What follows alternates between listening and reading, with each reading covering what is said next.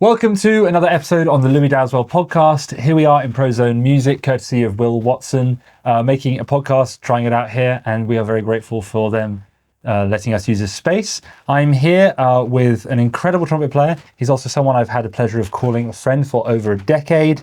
He plays lead trumpet in my big band, and every time I hear him play, I fall in love with his sound all over again. He's powerful, lyrical, and just flat out inspiring.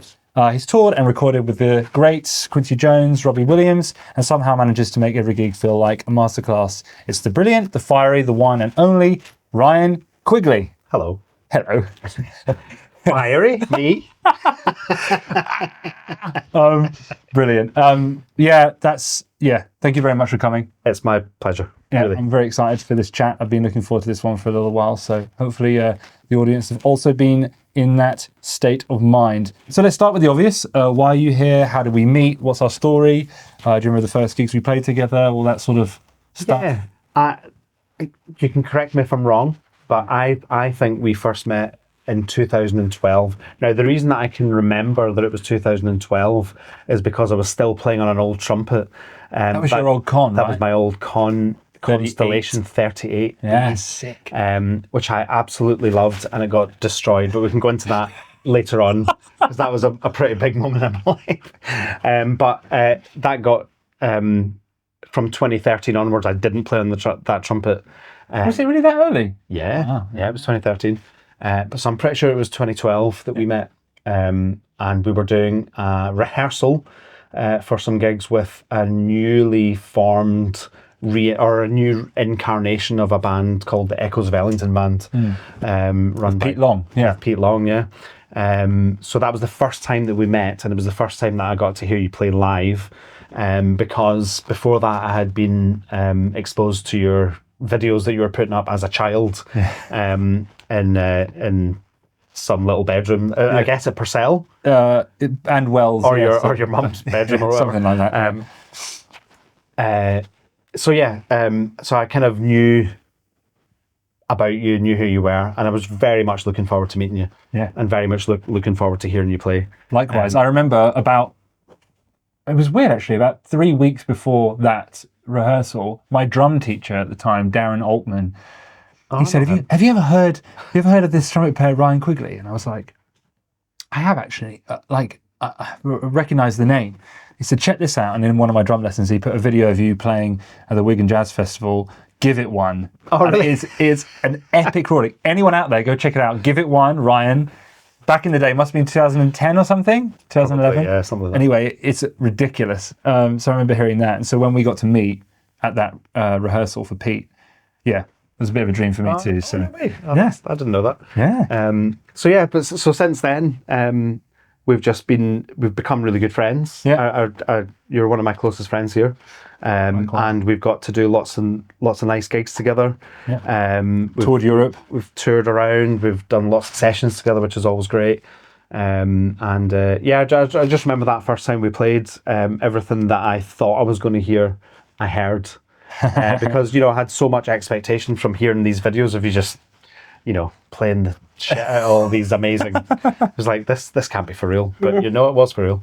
That was Cat Anderson days. And that was the Cat Anderson stuff, yeah. And the only time prior to that I'd experienced that in a trumpet section, and it's not just playing high.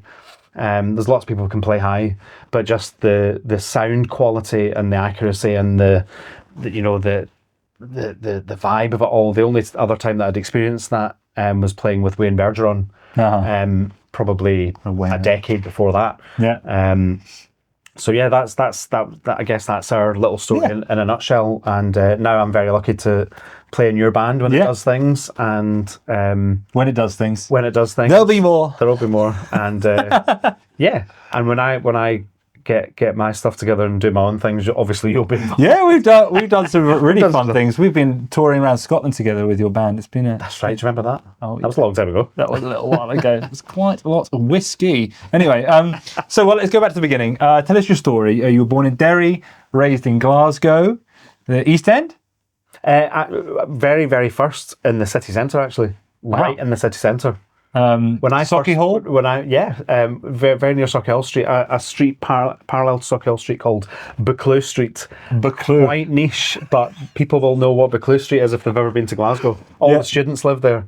And when I first moved over to Scotland, this is going to sound really old school, but when I first moved over to Scotland, we moved in with my grandparents because when I was growing up in Derry originally, it was like, I don't know if you've heard, there was a bit of trouble in Ireland for a little while. Yeah.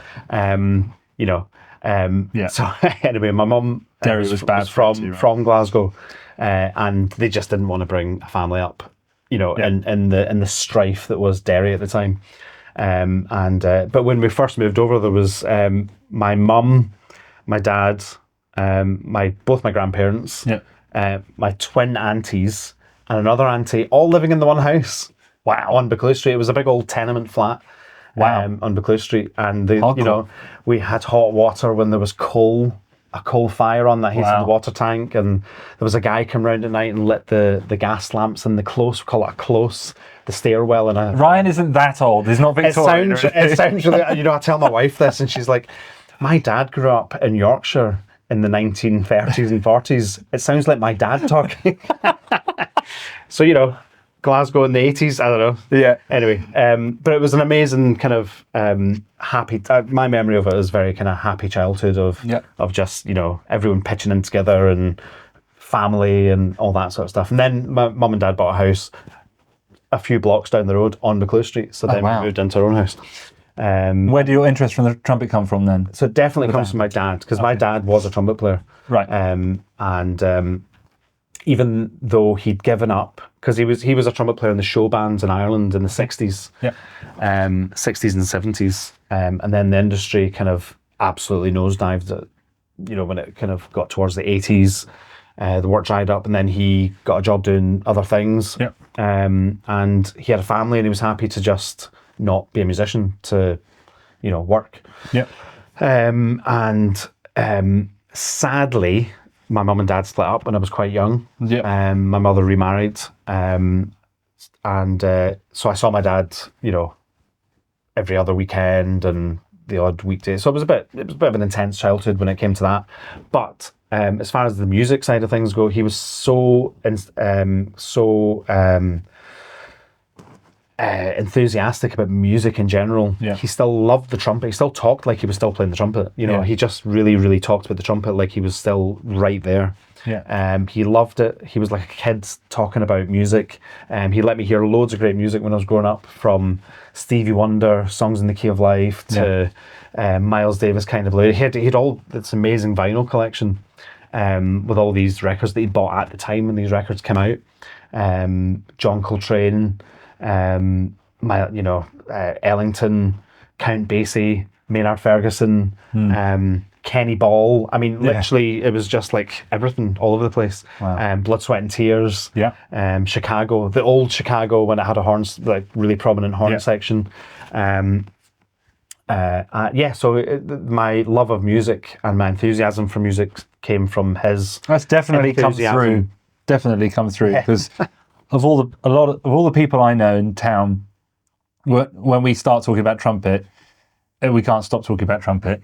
And it can be a rarity these days to find someone like-minded in this, with this amount of enthusiasm. So that's definitely come through, the generations. Yeah, good. I mean, I remember playing the trumpet I remember my dad giving me my first trumpet lesson. I always remember he had a sheet of music on the mantelpiece on the fire. And it was just... And was it Maynard Ferguson? It was Maynard Ferguson. It was... Play this, son. It was the tune Maynard Ferguson. Yeah. Go! But it was just the C major scale with all the fingerings written in. Yeah. And he just taught me the C major scale. Yeah. Start here. And I remember so vividly not being able to play one note after. I had to play each note separately. Oh, really? Oh, yeah, I had to go C, then D, and then, E. Yeah. And I remember the feeling of, I'm never going to be able to do this, but I'm really, in a very weird way, I'm really enjoying the sound that's coming out, and I'm going to stick with it. But I remember thinking, it just felt like an unclimbable mountain to play The trumpet's quite hard, even string two notes together consecutively.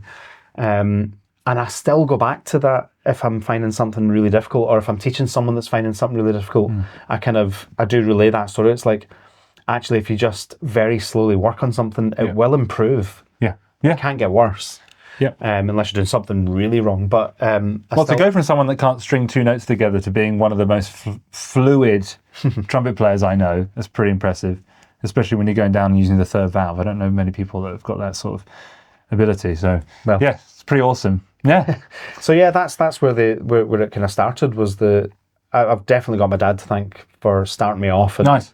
Giving me the love for it and giving me my first lessons really. Yeah.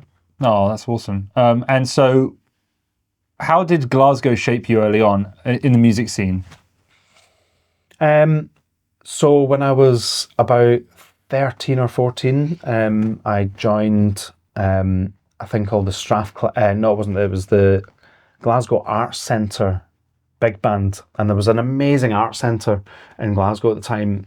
It was like a really old building. It was over about 5 floors. Okay. And they had stuff going on all week. They had like art classes and they had drama classes and they had wind bands and they had orchestras and all this. Wow. And on a Saturday, they had like a Saturday music school that went from 10 in the morning till about 4 in the afternoon.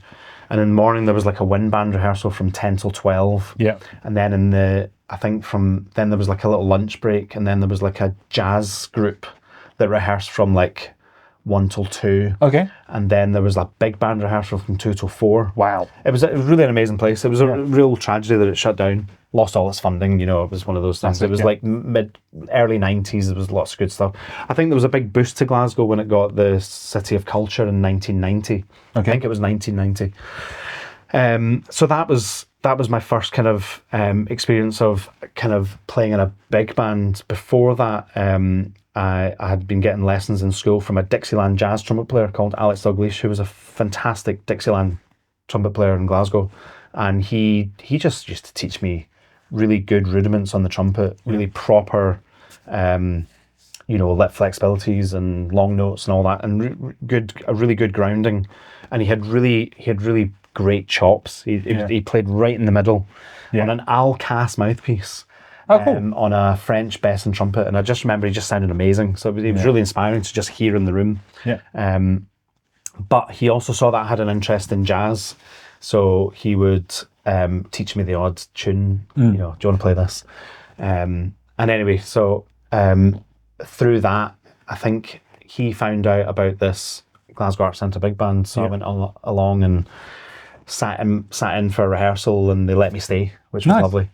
And that was a very inspiring thing to sit in a big band, and I'd never heard a big band before. To sit in that noise, it was not youth amateur big band, but they were playing some nice music. They were playing some bassy stuff, and they were playing some, all sorts of kind of standard rep, which was really amazing. I can't remember what the question was. So, how did the Glasgow music scene. Through that, obviously you make your little connections on the scene, and you grow up with people. And then fast forwarding a bit, I went to music college for a little while. There was no jazz course at the time, so I did a classical course. And did about almost 2 years of that, and then I was asked to leave, but that's another story. Come on. Well, there was lots of things going on in my life. One being I had a child when I was 18. Oh wow. So I couldn't maybe focus fully on the studies as I should have been able to. I kind of said this to you on the phone last night when we spoke about me coming here today. I honestly feel like a walking advertisement of how not to do things. But get to a stage where now I'm kind of in my late 40s, I'm kind of going, I think I'm starting to get things a bit right now. But it's taken a long time to get here. It's called the redemption curve. It's been a long curve now. Well, that's what the story's all about. Oh man, that's crazy. But it was an amazing scene to grow up on, and coming up through that scene in Glasgow and in Scotland, because of a small country, small scene. But a really intense scene, and some great players, some great people. There was an amazing scene actually in Edinburgh when I was growing up. So I used to commute through to Edinburgh. Yeah. There was a big salsa scene in the kind of late 90s, early 2000s. There was loads of salsa clubs. So I was playing in all these great bands with musicians from like Cuba and Argentina and Brazil. That would have been great for the chops too. It was unbelievable. For the It was like I couldn't play this music, but you know, you had to find a way to get through. Yeah. And also learning about claves and the very first time I started playing in these bands, literally you would be on stage going, I have no idea where beat one is. Yeah. I think it's here. No, it wasn't. It was a beat ago. Or do you know what I mean? Like coming in absolutely in the wrong beat. So it was an amazing experience. Yeah. You know. So I was very lucky to be exposed to some great Latin American music, some great folk music. There was some great jazz players as well. Yeah. And also I grew up with there was a great big band scene in Glasgow. There was lots of blow bands. Wow. So like there was always one on a Saturday in Lauder's pub. There was always one on a Sunday. There was usually one or two midweek band. There was loads of bands with all these old guys, all these old pros that had been there, done it, you know, maybe been to London, done that thing, come back home. So there was a mixture of, you know, some really amazing players / you know, maybe some serious amateurs, people who were really, but everyone was really into it, really serious. Yeah. And they had, you know, these pads of music that were that thick. My mum ran a big band. Still runs a big band. Going to do 604 and I think 21. Like 1,843 A. Yeah, right. we've gone through the original numbers. You started touring at a pretty young age. Any standout stories from that time? For sure. So I like I say, I left college. Left college. When I was 20. Yeah. Maybe 19 or 20. I was quite young. I was 17 when I went to college because of the way the school things work. My birthday's September, so I was always like the youngest in my year. Oh, interesting. You know what I mean? Okay. Like I started school at 4, you know, went to college when I was 17, just about to turn 18, to be fair. So anyway, yeah, did almost 2 years there, and then I got a day job. I worked in a restaurant and bar in Glasgow, which I actually really enjoyed. I'm very good at compartmentalizing things. Okay. So like when I'm doing something, I'm all in. Yeah. So when I was working in this bar and restaurant, I was just all in. I nearly got trained as a chef. Oh wow. Believe it or not, I was really into it. I was starting to do little shifts in the kitchen, and you know, getting shouted at by actual chefs, getting things thrown at you and all this kind of stuff, and being a pot washer. Yeah. They call it KP. Yeah. Don't know if they call it KP now. You know, kitchen porter. You know, we need 25 teaspoons now. All that. You know. But can you speak English? But it was an amazing. It was an amazing experience, just because that was like I like working in a restaurant and being a musician. There are some similarities. And I always wondered about being a chef. Yeah, in that it's happening now. Yes. You know, if you're doing a gig, it's happening now. You have to get it right now. It's like the logistics but it is an art. Oh, for sure, yeah. Exactly. And like bringing it all together. At the end of the day, if you're in a restaurant, there's a lot of moving cogs, but what's delivered on the plate should be. And it was a Michelin restaurant that I worked in as well, so it was pretty high end. I guess if you're in a big band, everyone's playing their role, and then there's also the logistics team, and there's the auditorium staff and all that sort of. It's all the same thing in a way. Yeah. But anyway, I was working in this restaurant, but then I got a call from a friend of mine who had actually gone to college with, a guy called Eamon Nolan. Who you may have come across. Yeah, I recognise him. He plays in the RT Concert Orchestra. He's a fantastic trumpet player. Yeah. And he was offered a tour because the trumpet player in this band in Ireland was leaving the band. He was offered this tour and he turned it down. Okay. But he said, I know who you should ask, and he recommended me for this tour. Nice. It's just a little tour of Denmark. Yeah. And I got to go to Denmark for a week. I took some leave that I was owed from the job. Went to Denmark for a week, and it was my first kind of proper, kind of professional tour gig in that sense.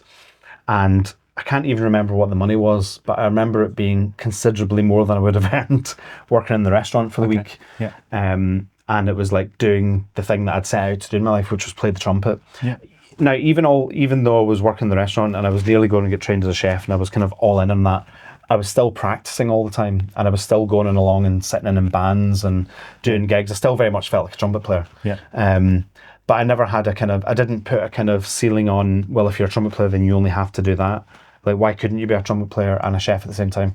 It doesn't matter. Yeah. 100% this and 100% this. Exactly, yeah. What could go wrong?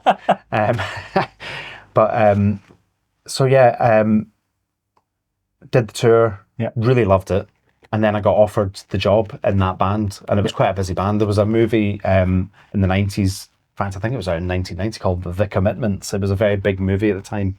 And it was a book by Roddy Doyle that was turned into a movie by Alan Parker. Okay. And then after the movie, there was virtually no professional actors, and it was mostly people that they just auditioned in Dublin. Yeah. And all the people who were in the band in the movie were all musicians. Okay. And then after that, they were kind of, they're not trained actors. Some of them went on to do a bit of acting. Some of them, didn't. And some of them got together and went, we've got a good thing going here. Let's start a band called The Commitments. Okay. You can't do that. So they called it The Stars from The Commitments. Okay, Anyway, they were a very successful band for quite a while. So I caught a bit of that, and I was in the band for about two or 3 years. Can't quite remember, from the age of 20. That's a long time when you're 20. Oh yeah. It was an unbelievable thing to get, because I was touring a fair amount. Yeah. When I was on tour, I used to really annoy everyone because I practiced all the time. Oh, you're one of those people. All the time. I'm one of those people who sits in the band room while everyone else is trying to sleep. I remember being delayed in an airport, and we were sitting in Beauvais Airport in Paris. Okay. And I was like, well, we're here all day. The flight's not till tonight now. I need to practice. I'll do some busking. No, I found a corner and I practiced. I was practicing like flexibility exercises. They're not annoying. You know what could have been even worse is you could have just done some lead pipe buzzing. Bless them. They let me get on with it. Because I don't know, maybe they liked me or something, but they didn't kill me. Okay. But it was literally only the band that were in the airport for about 6 of these hours. I can't remember, it was the tour manager got the flight wrong and dropped us off 6 hours early or something. But Beauvais Airport was one of these like really regional airports. Probably still is that. And it was one of those early Ryanair routes. Okay. Paris, Beauvais. Where is it? Oh, it's in Paris. No, it's 100 miles from Paris, or however far it is. They kind of let me go on with it. But I was I practiced all the time when I was on the road. Yeah. That was a really big experience for me, because even though I wasn't at college, it felt like I put the hours in still that I would have done if I was at college. Yeah. And if I was in somewhere that I knew there was maybe a great trumpet player, try and hook up with someone and maybe get a lesson. It was a very intense musical experience at that age, which was a great thing. Yeah. When I was 21 on that tour, I can ramble a little bit. Please. Right. I got very ill. Oh. I got very, very, very ill. To the point that I went home in the middle of a European tour, and I was home for 3 days or something like that. Right. And then I was going away again to go another week to somewhere, Norway or something. And the band had been watching me, I think, get sick for a while, and they were kind of saying, you shouldn't go to get checked out or something. Yeah. To cut a very, very long story short, I'd got strep throat. Okay. And I didn't do anything about it because I was 21. Yeah. So I was invincible, clearly. Yeah. And I was partying and I was drinking and staying up late on the tour bus, and I was smoking at the time and just really not looking after myself. And I was getting sicker and sicker, to the point where I didn't realise that I was getting really sick. I just thought I had like a flu or something. Yeah. But it was getting to the point where I was getting up in the morning, coughing up a load of blood and phlegm, and then getting up playing a gig, and all my skin was swollen. Like it was it was terrible. Went home. My wife at the time said, "You need to go and see a doctor. We're going to the doctors." So I went to the doctors. He took a chest X-ray because they had a chest X-ray machine in the GP that I was with, and he said, "You need to go to hospital. I've already phoned ahead. Just go there now. Yeah. Just go to A&E. They'll be expecting you." And I was like, "All right." And he said, "You've got pneumonia." Right. Yeah. And I was like, "All right. I'm going on tour tomorrow. What will happen?" He said, because he was kind of playing it down a little bit because I was pretty young, Yeah. And he was saying, "No, they'll probably keep you in for a day or two." I was like, "Well, I need to go to. I've got a flight tomorrow at in the morning." And I said, "No, you need to go to hospital because if you go away on tour for a week, chances are you won't come back. You need to go to hospital now. It's really serious." Yeah.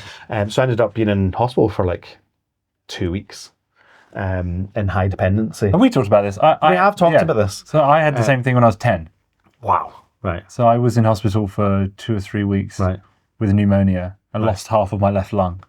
And then I was off school for about 6 months because I couldn't move out of this position. Oh, wow. It was crazy. But I guess it would have been similar. People say they've had pneumonia. I'm sure there's degrees of pneumonia. Oh, for sure. But when But there was a few things.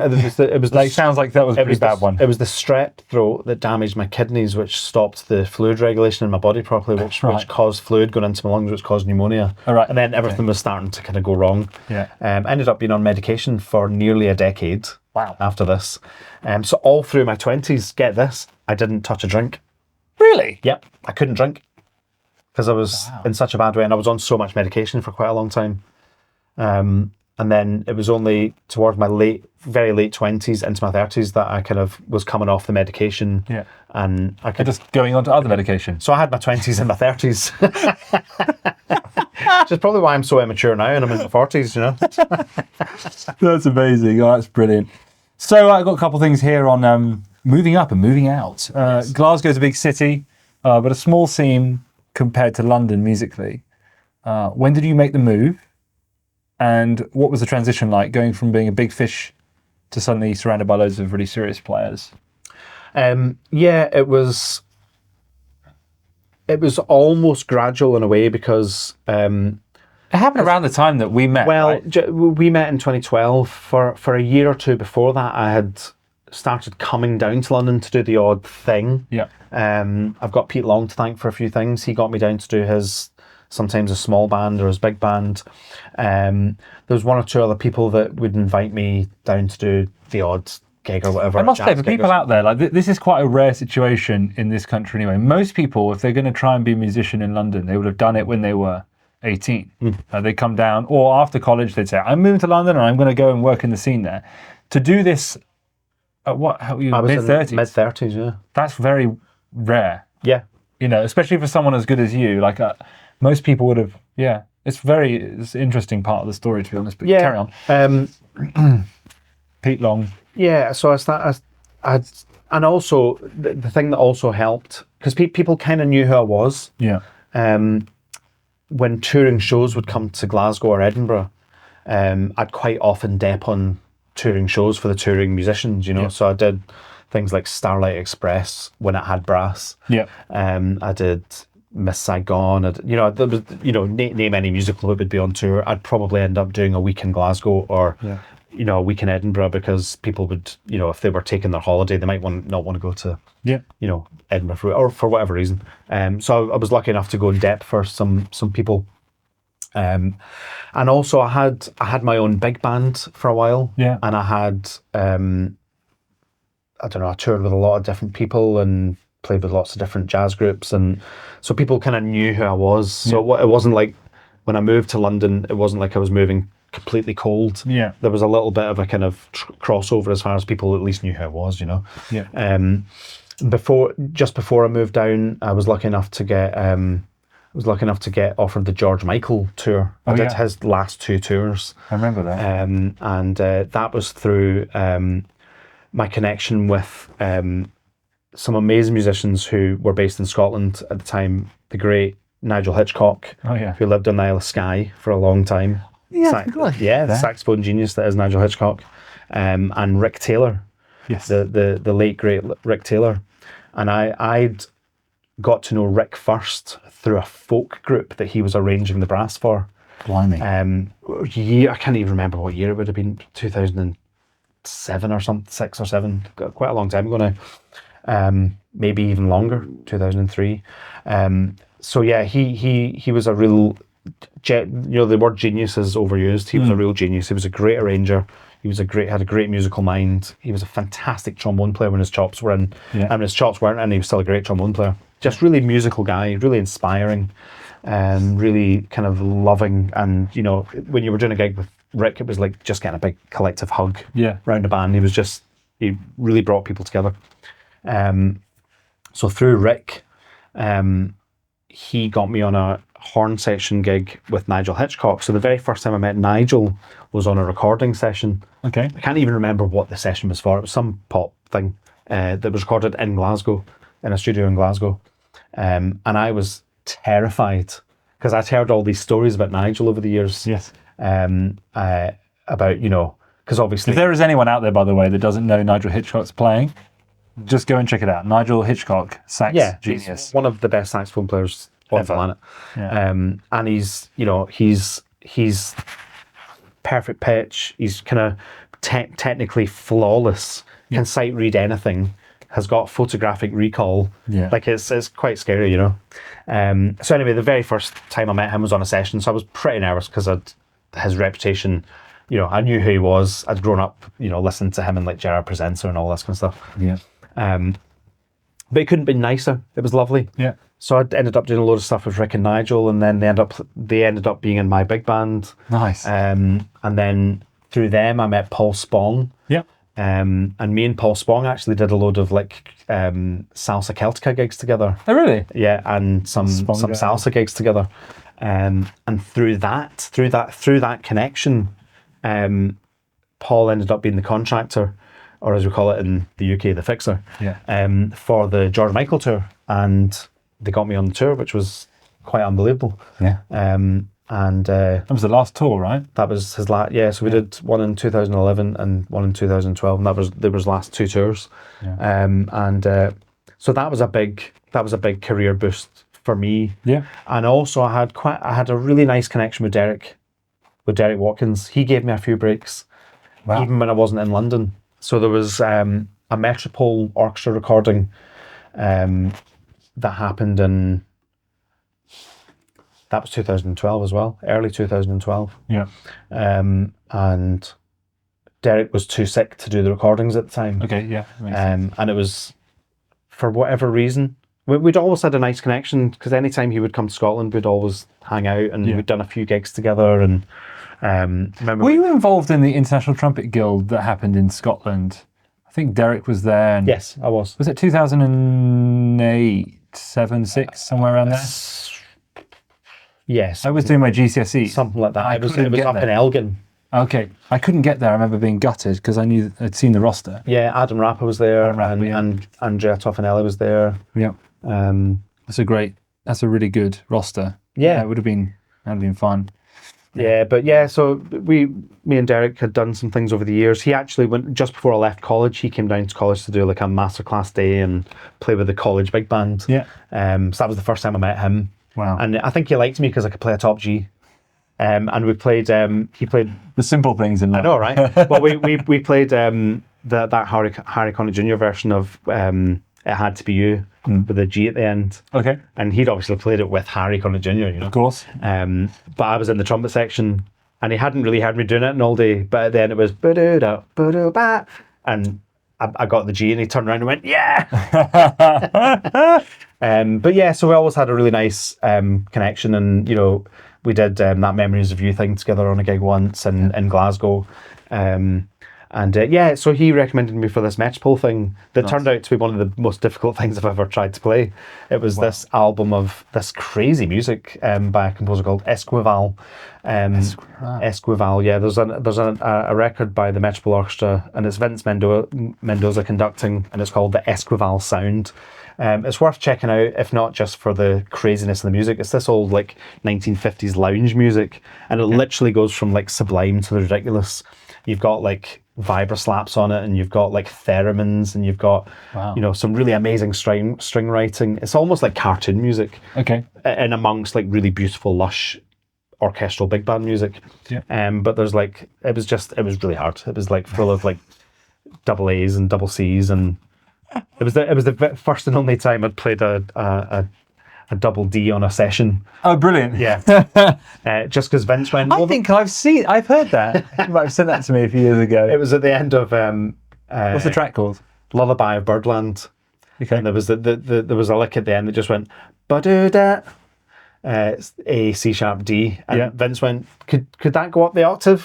And I was like, I'll give it a go. Yeah. The usual response to that question. I mean, yes. Yeah. Yes. So I gave it a go, and I got it.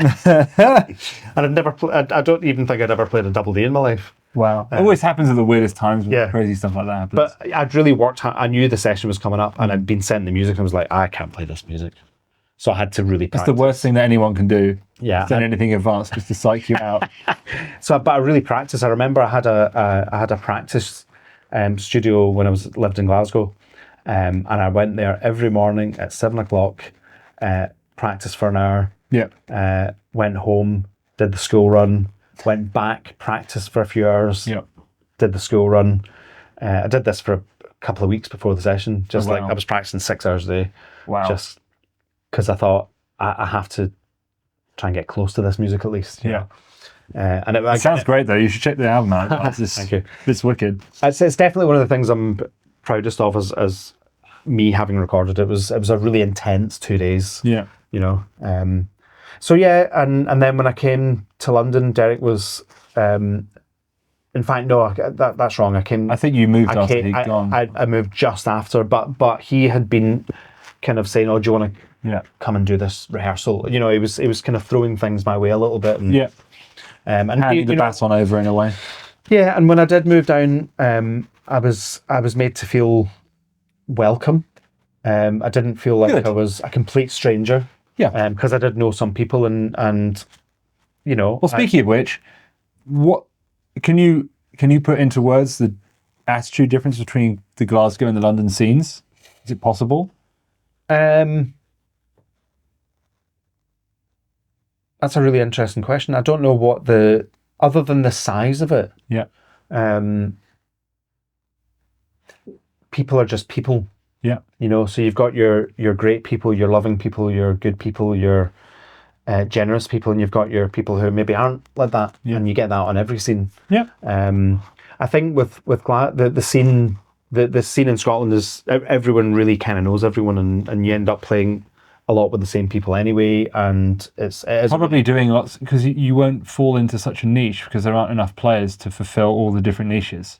So like that's why you find yourself working for Cuban things and salsa things. Yeah. Whereas maybe down here in town, there might be like, oh yeah, I kind of mainly work on the salsa scene, and then these guys work in the session scene, and then they work in the West End scene.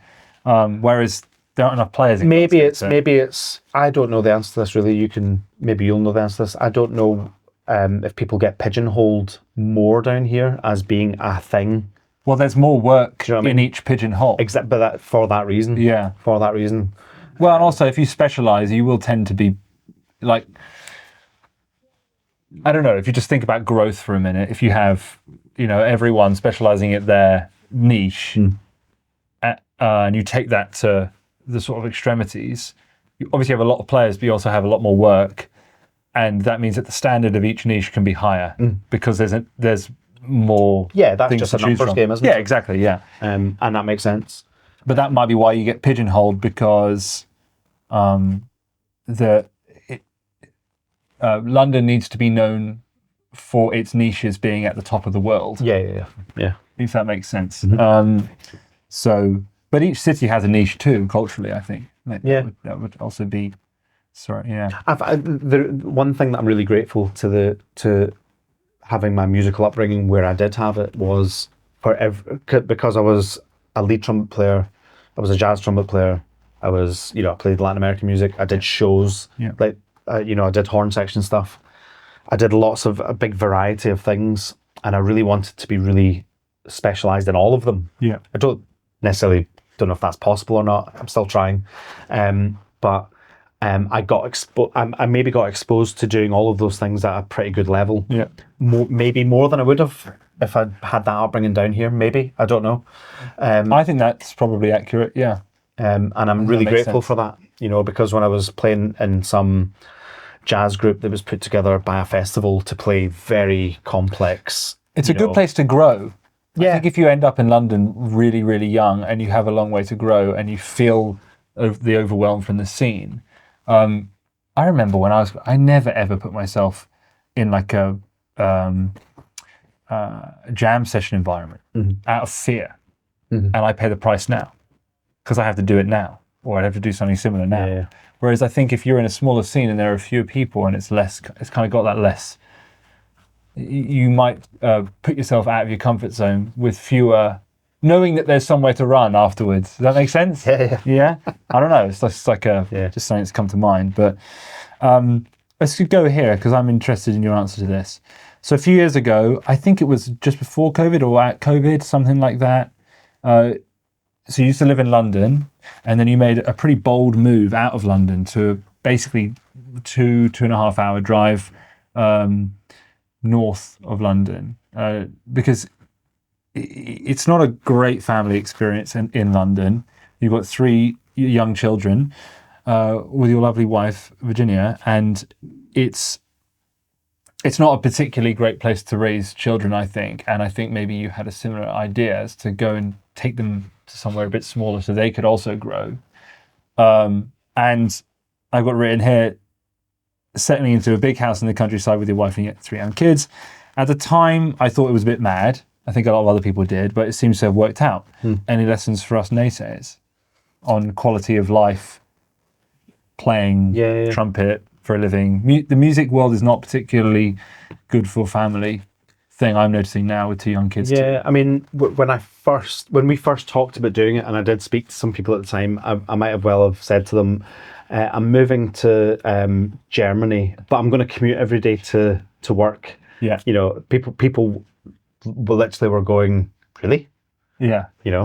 And some people even said, don't tell anyone you're moving out of London. Yeah. People will stop calling you and all that sort of stuff. Yeah, it's fair. But I think I had a little bit of experience of kind of doing my own thing along the way in my life, and also it was we moved out purely for personal reasons. We had a really tough couple of years. We lost my wife's dad, we lost my dad within 6 months of each other, and we'd been talking a couple of years before that, going, you'd go to a festival somewhere. She's a fantastic viola player. Yeah. So she was, you'd go to like a chamber music festival in the middle of some beautiful bit of the country, and we'd be in the countryside hanging out, just thinking, oh, we're decompressing. This is great. Yeah. Can we not get more of this? Yeah. Because because we were in London, in a small, very beautiful but very small house. In a very, very busy area. Yeah. And you're working in London, you're living in London. It's just that whole rabbit wheel thing. Hamster wheel, rabbit wheel. I think it's a hamster rat wheel, race. isn't it? Rat race, rat wheel. So that thing, it's just, it doesn't stop, and you don't realise it doesn't stop until you leave. Yeah. And then you go, where did all that time go? Yeah. Actually, no, we can breathe. This is nice. Oh, and actually you can breathe. The air's really nice. And there's green. Trees, water's not full of lead. So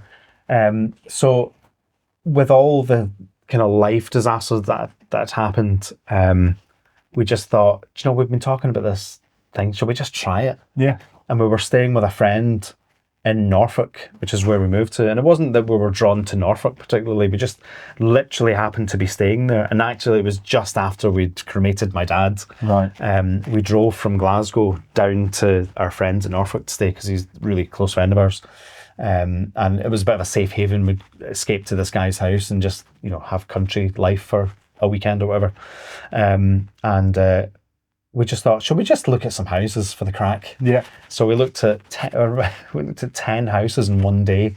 Wow. Because we just said to the estate, we're here for one day. Yeah. We want to go and see this. And they hooked up, these appointments for us. And we found the house that we're now living in. Yeah. And we bought it purely because we loved the house. It was near enough to a train station to commute to London.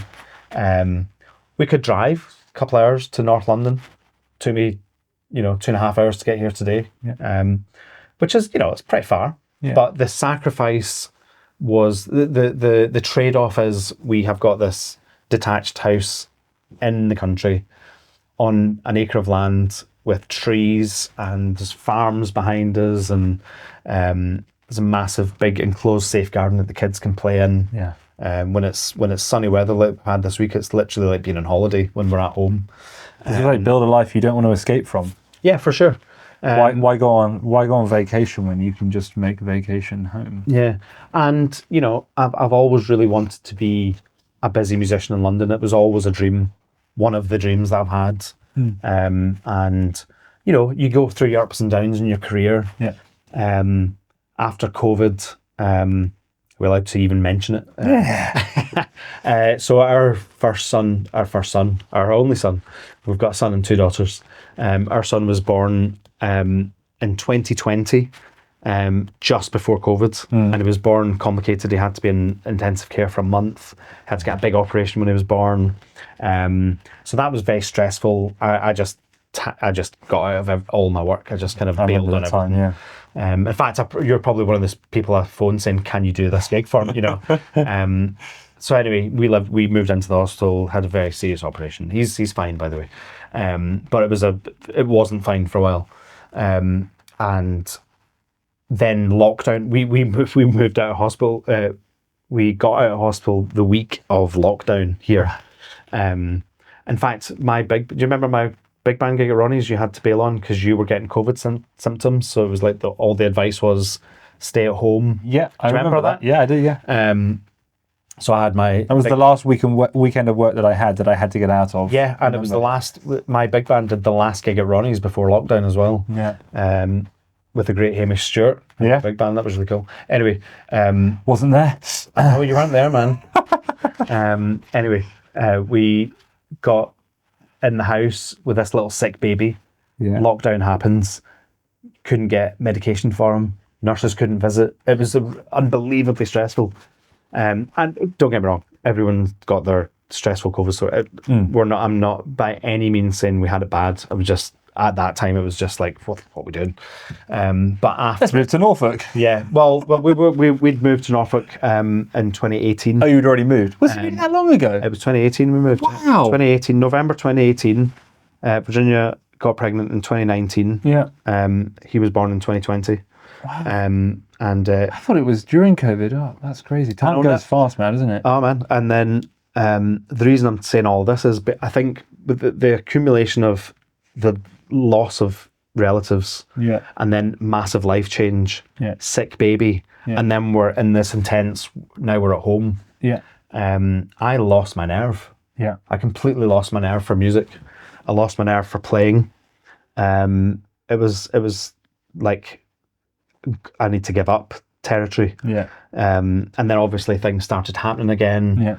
Yeah. And like I say, one of the dreams was I want to be like a Wayne Bergeron type character in the UK, a busy studio musician, and I want to be in demand, and I want to be, you know, the guy that gets called, like, you know, doing lead trumpet stuff in big bands, but I also want to be this and jazz, blah, blah, blah.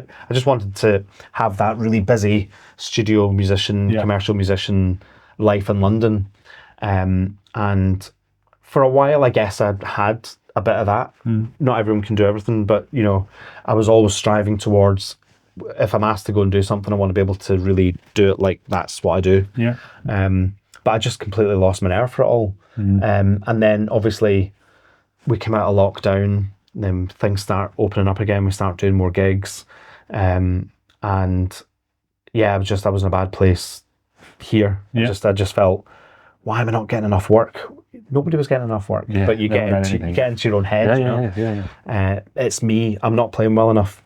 And then when you start thinking like that, or at least when I start thinking like that, then I don't play well enough. Yeah. So I don't. Yeah, it's unbelievably vicious cycle, and the trumpet itself is basically impossible. So it's and the reward is not even. You know, it's a crazy thing that we do. It's the best thing in the world, though. It's the best when it's working. Oh yeah, when it's working. Yeah, you know what I mean? Yeah, when it's not working, then everyone. It's pretty epic. But I tell you what, in the last couple of years, it's only in the last couple of years that I've started to feel like myself again, as far as playing goes. Okay. And I think that has stemmed from me looking at the life that I've got. So I've now got 3 kids. We had Oscar, and then we had Saoirse, who was an absolute lockdown baby. Yeah. And then we had another little girl, Quiva. Crazy Irish names for anyone out there.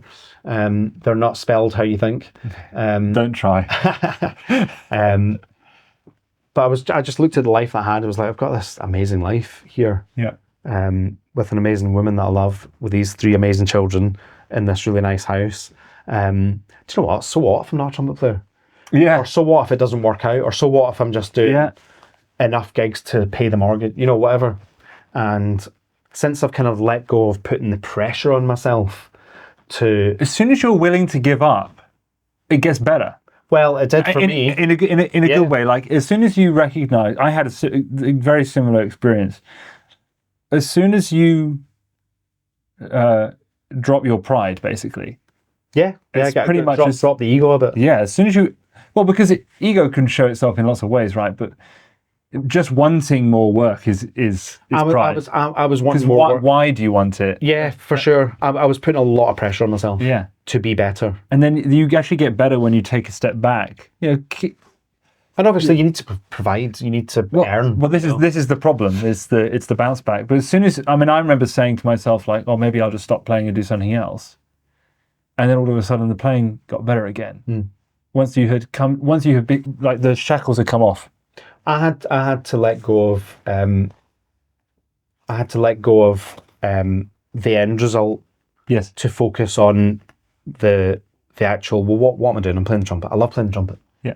So when I kind of relearned to love the trumpet again. Yeah. Like I just love music. You have to learn to. You have to practice being passionate. It's not that easy when the mortgage. Is the thing. For sure.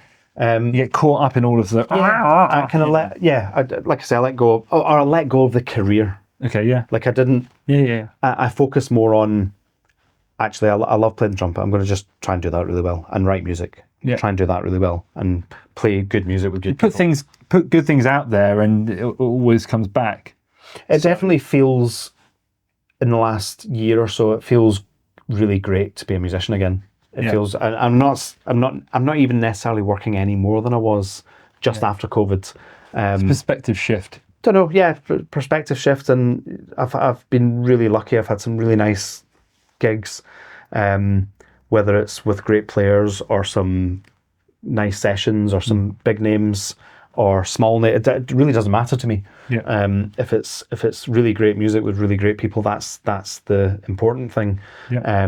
And the bonus is I'm able to earn some money from doing that. And as long as I can keep doing that, then the ego stuff doesn't matter anymore. Yeah. It's the pressures of having to provide. They start getting to you, and then you start wondering why things aren't. Yeah, I get it. COVID's been very difficult. Or even the pressure of, I have to perform, I have to play well, especially if you're on a session. You've been on sessions with me where things haven't gone well, and you've been really nice to me, and you've kind of like encouraged me. I've never noticed that, to be honest, but it's all what's in your mind at the end of the day. Definitely, probably Start sort of wallowing in self-pity, and then it gets even worse, and it starts self-doubt. Yeah. But actually, just letting go of it all and going, do you know what? It doesn't matter. Actually, how bad can it be? Yeah. Yeah. And then once you take that pressure off yourself, then instantly you feel free to just play. Yeah. And you play better. Yeah. That's been my experience anyway. They're wicked. Okay, I'm going to ask you one more question before we try our quickfire round.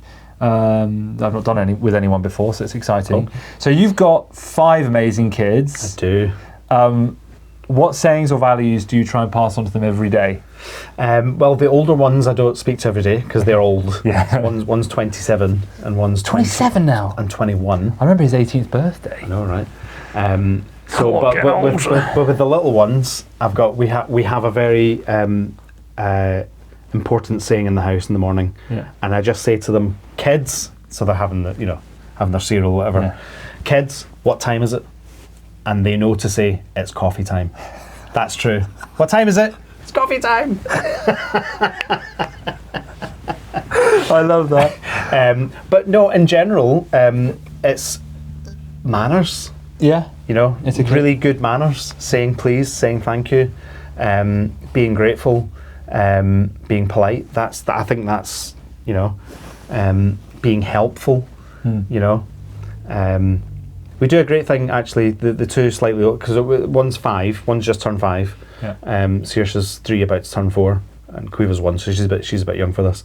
But the other two, they make their bed every morning. Nice. Yeah, make them kind of just. I mean, they don't make it very well. Yeah. But they try. It's about the intention. Yeah. Yeah. Yeah, but and just have they're really funny. They're really sassy. They're really cute. We don't give them any screen time. Wow. None. We did. Yeah. And we were noticing that just what is wrong with these kids? They're angry and they're just because there's so much like information. Yeah. Especially if they have a phone or whatever. So we made a real conscious decision end of last year. Do you know what? Let's just try this. Have you got rid of the television yet?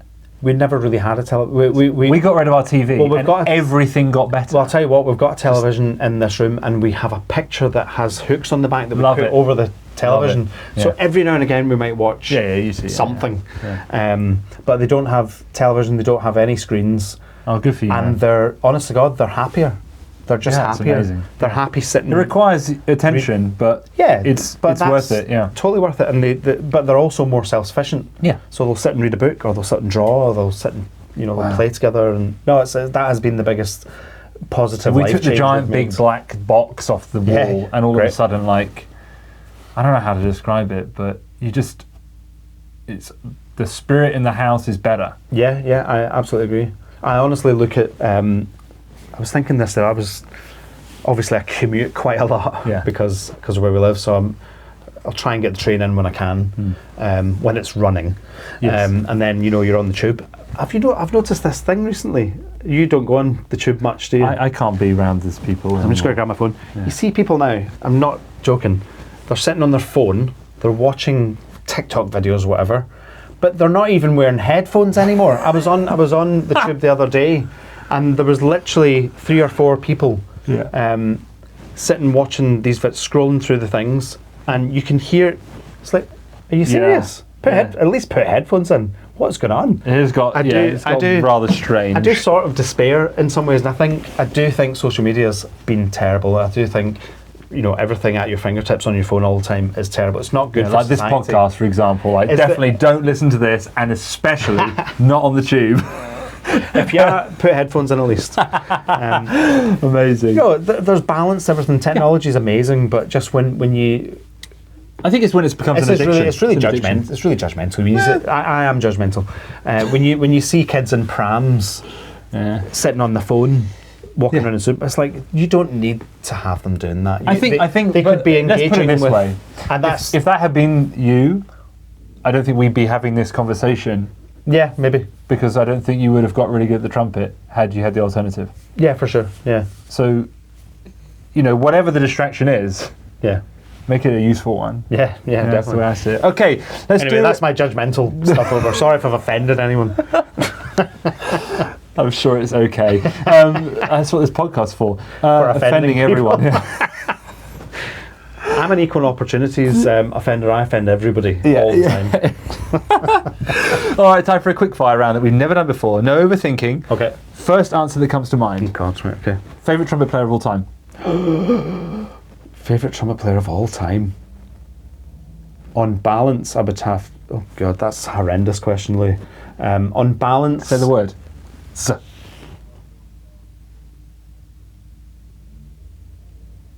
This is no overthinking. I can't not overthink that question. Who's my favourite?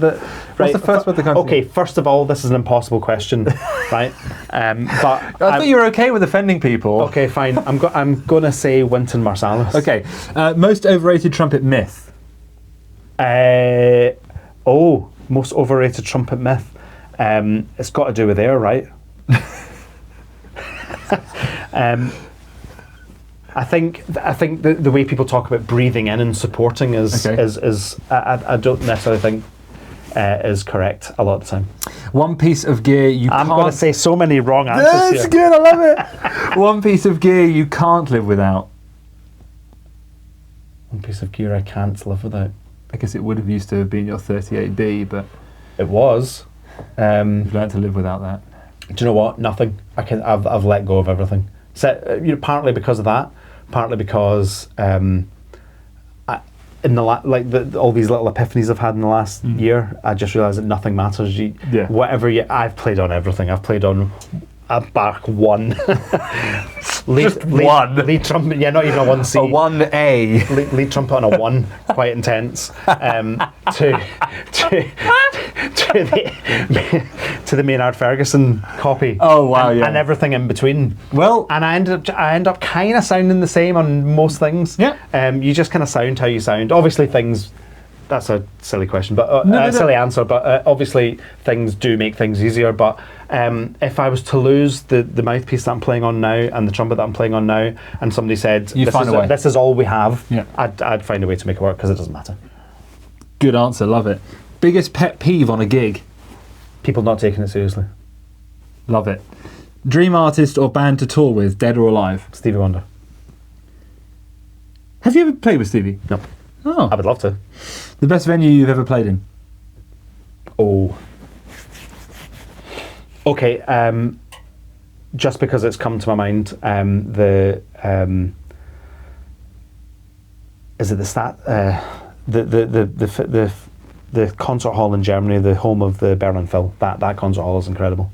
Okay. It's amazing, and the audience are like, you could have someone sitting there. Okay. The way they've got it's really like. It's a massive hall, but it feels really small. It's incredible, and it sounds amazing. Love that hall. That's it. If you weren't a trumpet player, what would you be? Chef. Tea or coffee? Coffee. Early bird or night owl? Oh, both. I don't. You don't sleep. I don't sleep enough, Louis. Honestly, I don't. I've not slept since the 90s. No, I even if I have to get up early in the morning, if there's something that I want to do at night, like watch videos or stay up with my wife and have a drink of wine or whatever, it won't stop us. We'll still get up at 5. And I love getting up early because that's when I'm most productive if I'm doing stuff. Yeah. As long as you've prepped it the night before, it seems to work the best. That's what I find. I don't even prep anything, but honestly, both I would say. Last one. Here we go. Oh. 3 words your kids would use to describe you.